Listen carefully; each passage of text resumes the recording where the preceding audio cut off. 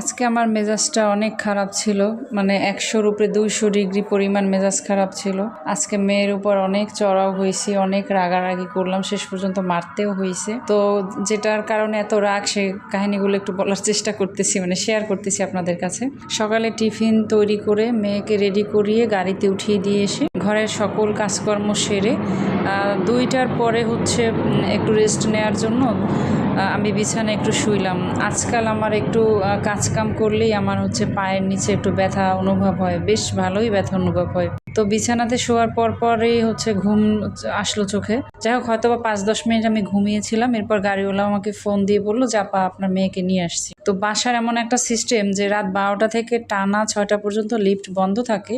তবুও এবারের লোকজন হচ্ছে মিটিং করে সিদ্ধান্ত নেয় যে দুপুরেও 1 ঘন্টার জন্য রেস্ট থাকবে। তো আমার মেয়ে যখন ছুটি হয়, যখন চলে আসে, ঠিক তখনই হচ্ছে লিফটটাও বন্ধ থাকে। তো যাই হোক, আমি একদিন গাড়িওয়ালাকে আমি বলে দিয়েছিলাম, ওই ভাইকে, যে আপনি সকল বাচ্চাদেরকে দিয়ে তারপরে হচ্ছে আমার এখানে নিয়ে আসবে। তো ঠিক সেভাবেই আসে। এমন একটা টাইমে আসলো যে লিফটও তখন খোলা থাকে আর কি।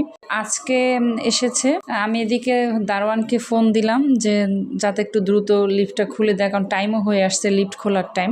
আর আমি যে এত টপ ফ্লোর থেকে মানে গ্রাউন্ড ফ্লোরে যাব, এটা আমার জন্য আসলে কষ্টকর। এমনিতেই সারাদিনে ক্ষুধার্ত, আমরা মা মেয়ে দুজনে খাবো একসাথে, সেজন্য আসলে অপেক্ষা করি। তো দারোয়ান হচ্ছে সারাদিন, ও বেচারা অনেক কাজকাম করে গোসল করতে গিয়েছিল, সেটা তো আর বুঝি নাই। আমি 8-9টা ফোন দিয়ে তারপরে হচ্ছে কষ্ট করে আমি সিঁড়ি বেয়ে বেয়ে নিচে নামতেছিলাম। তো ওই সময় আবার গাড়িওয়ালা আমাকে ফোন দিয়ে বলে যে আপনার মেয়ে কান্না করতেছে, যে আমার ভয় পাচ্ছি, মানে আমি ভয় পাচ্ছি, আমাকে নিয়ে যাও।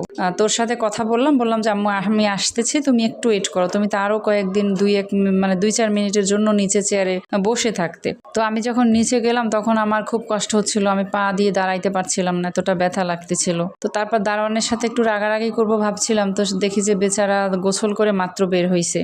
তো আমাকে বললো, অনেক সাহস দিল যে ম্যাডাম আপনার চিন্তার কিছু নাই, আমি তো থাকি বা আমি তো আছি, মিথির কিচ্ছু হবে না। আর আমি তো এখনই লিফট খুলে ওকে উপরে দিয়ে আসতাম। তো যাই হোক, মিথিকে নিয়ে তারপর লিফট খুললো, নিয়ে আসলাম, ওকে ফ্রেশ ট্রেশ করিয়ে ড্রেস চেঞ্জ করে যাই হোক খেতে বসছি দুজনে। ওমা, এখন আমার মেয়ে দেখি যে সে এক মুখ ভাত নিয়ে খেলনা আনতে যায়, দূরে যায়। আমি ওকে বারবার ডাকছি, ও গ্রাহ্য দিচ্ছে না। তো সবকিছু মিলিয়ে হচ্ছে আমার অনেক মেজাজটা খারাপ হয়ে যায়। আর খারাপ হওয়ার আরেকটা কারণ হচ্ছে প্রতিদিন ওর জন্য ভ্যারাইটিস ধরনের টিফিন তৈরি করার চেষ্টা করি, টিফিন দেওয়ার চেষ্টা করি, অনেক সুন্দর করে বুঝিয়ে দেই যে আম্মু এটা খাবে, ওটা খাবে, অল্প করে হলেও খেও। তো আমার মেয়ের ব্যাগ খুলে টিফিন বক্সটা বের করে দেখি কি যে ও টিফিনের প্রতিদিনের মতোই আছে, আজকে ওর 3 ভাগের 1 ভাগ টিফিন খেয়েছে, বাকিগুলো খায়নি। তো এগুলো দেখে আমার অনেক মন খারাপ হচ্ছিল, রাগ হচ্ছিল, কষ্ট পাচ্ছিলাম যে বাচ্চাটা সেই রাতে খাবার খেয়ে যায়, সকালে কিছু খেতে পারে না, খাওয়াইতে গেলে হচ্ছে ও বমি করে এরকম। তো সারাদিন পরে সেই রাতের খাওয়ান খাইলো, আর হচ্ছে আজকে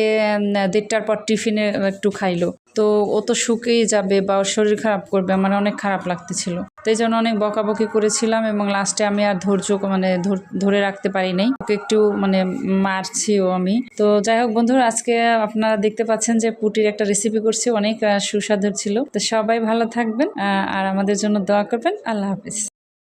মনে চাই পিডাইয়া গিরা দি ছুডাইয়া, এইয়া বলে মানে হনতে পারে।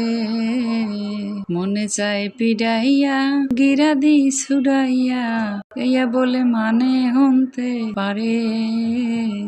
মোরা বরিশাল মনু কত সুন্দর শালুন রান্দি,